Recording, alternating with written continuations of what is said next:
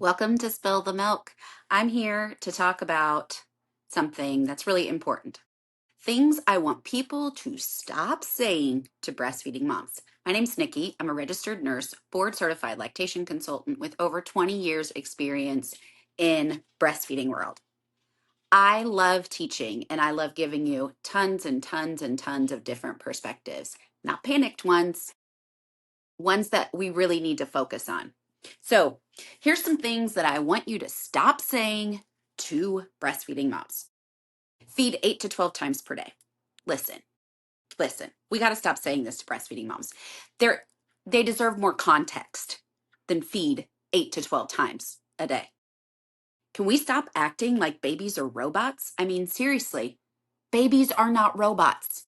They're growing very rapidly. They need to be fed when they are hungry.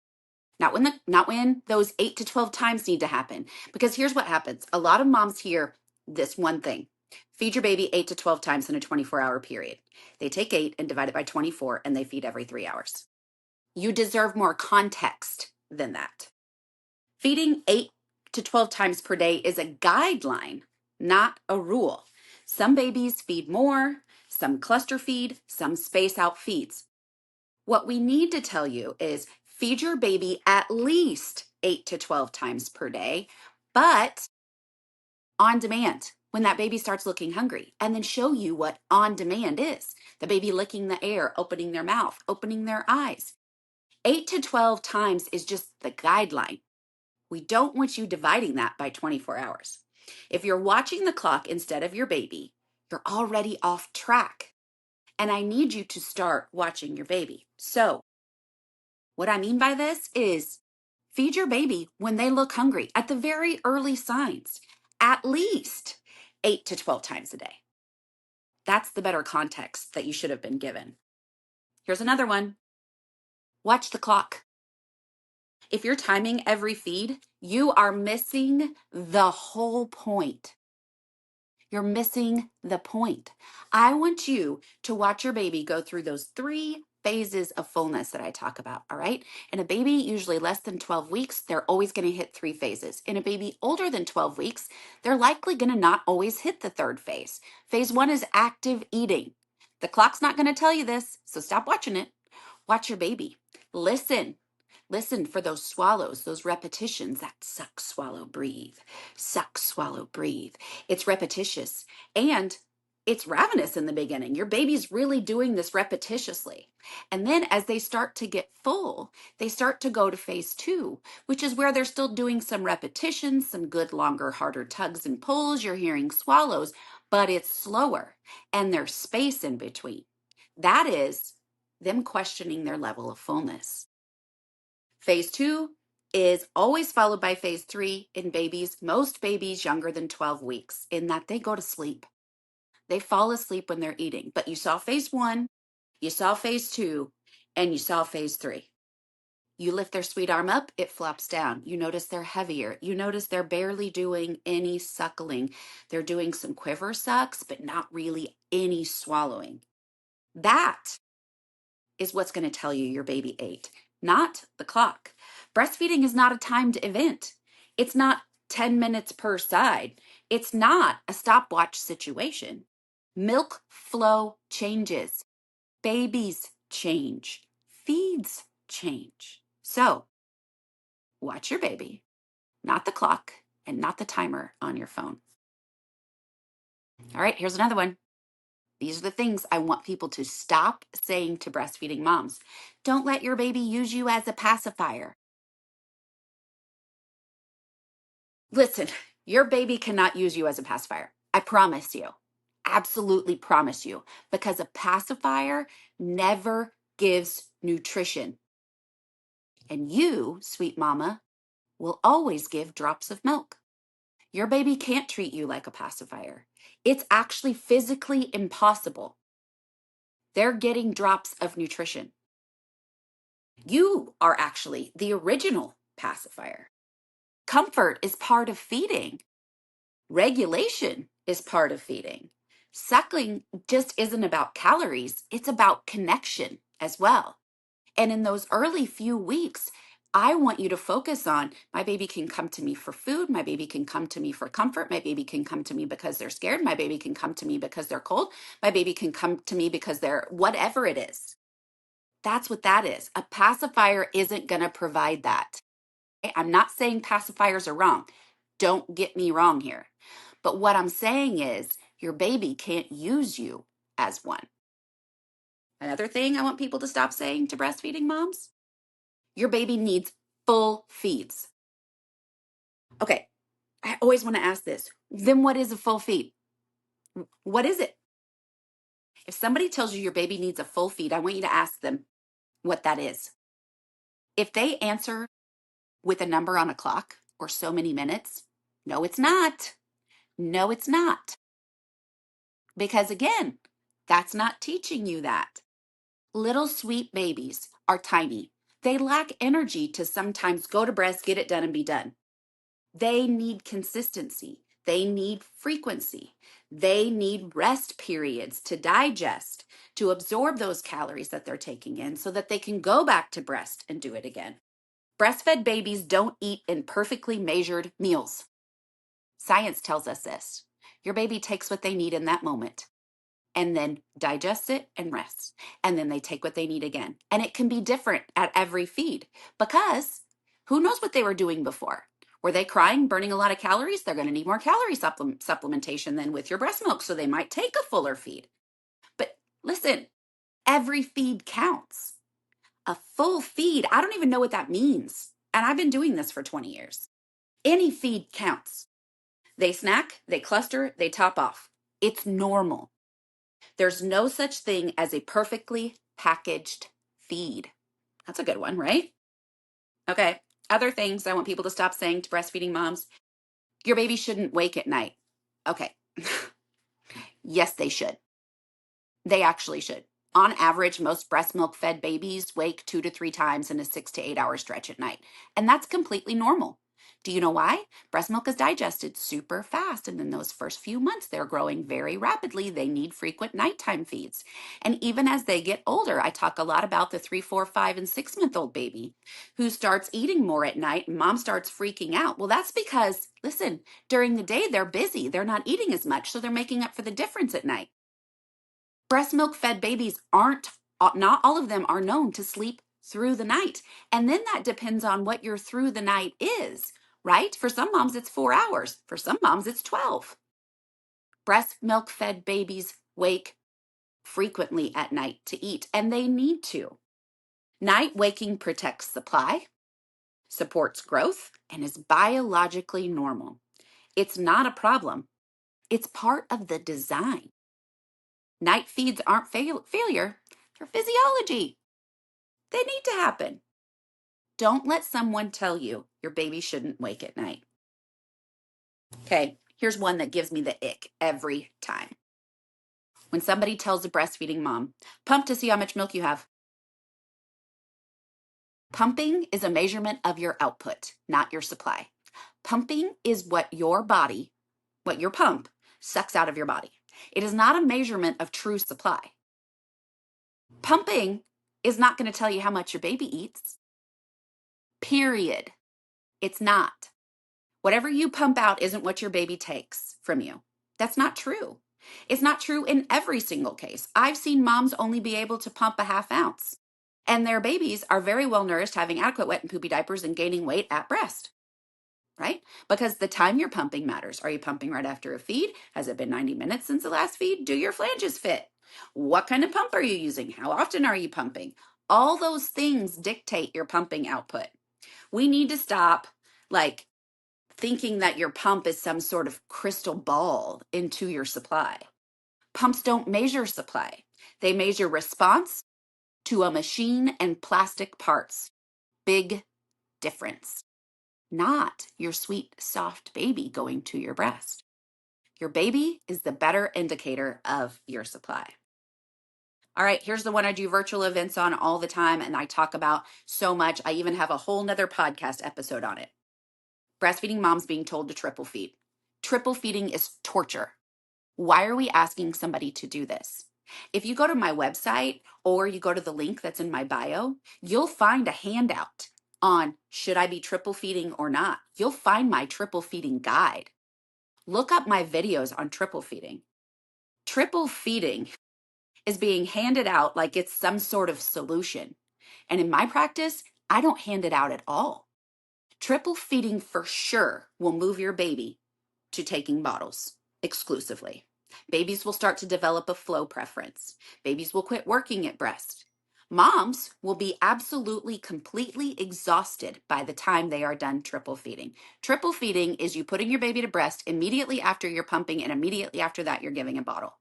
That is not breastfeeding. And triple feeding should never be handed out without lots of assessment. Again, I have a guide on this. You guys can go and grab it. It's exhausting, it's unsustainable, and usually slapped on without a real assessment. No root cause and no real fix. You deserve answers, not burnout. Okay, here's one about another feeding thing, right? That people are telling breastfeeding moms. 15 minutes is a full feed. Okay, Karen. Again, we're not teaching that mom to watch her baby and see what her baby's doing. I always want moms to ask this question. 15 minutes or 20 minutes is a full feed. Is 25 minutes too full and now you need to make your baby give some of that back up? Because you can't have it both ways. If you're telling people that a certain amount of minutes mean full, then what happens when that baby goes over those minutes? Are we purging them? We're not teaching moms to watch their babies. We're teaching them to watch clocks. And clocks fail, and trackers fail, and apps fail. All those things fail. But if we teach you to watch your baby and those 3 signs of fullness, like I talked about earlier, you won't care what the clock says. You'll be watching your baby. Babies don't run on timers. Some feeds are 5, some are 40. Efficiency changes constantly. A timer doesn't tell you what your baby got. All right, here's another one. Too long at the breast equals your baby's burning too many calories. Oh, your baby's spending that much time at breast? Oh, they're burning too many calories. No, your baby isn't working out at the breast.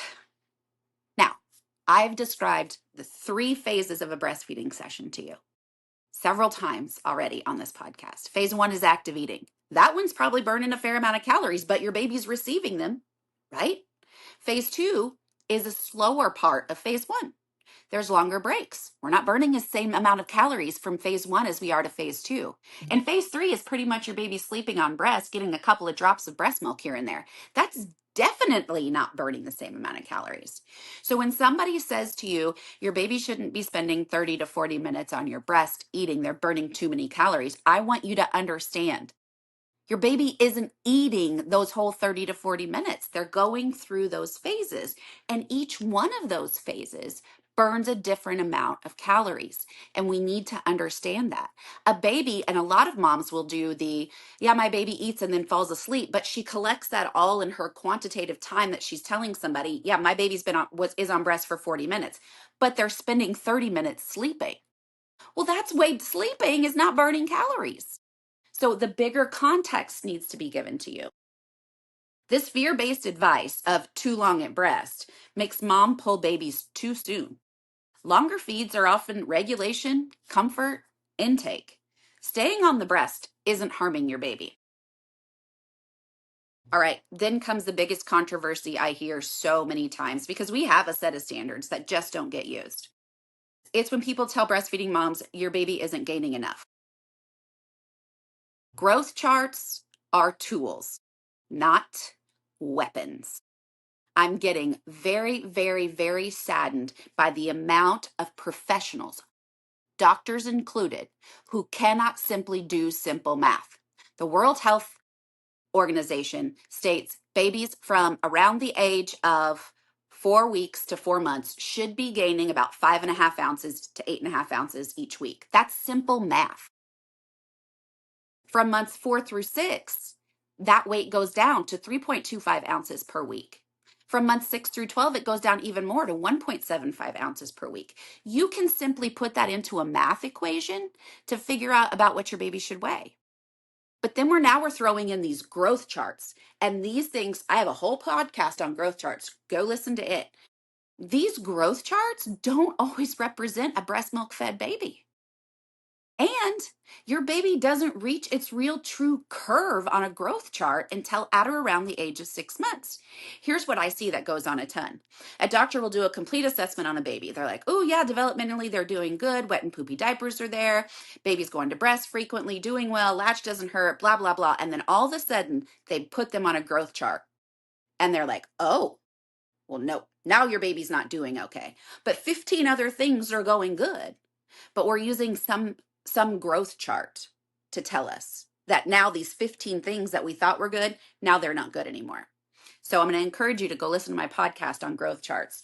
But growth charts are tools. They shouldn't be used as weapons. We need context, trends, the whole picture. Remember the 15 things that are good? Not panic over one data point. One way in doesn't define your baby. Another thing I hear a lot, especially on social media, is just push through the pain, just get through the pain. Once I got over the pain of breastfeeding, things got better. Pain is not the price of breastfeeding. Breastfeeding shouldn't hurt.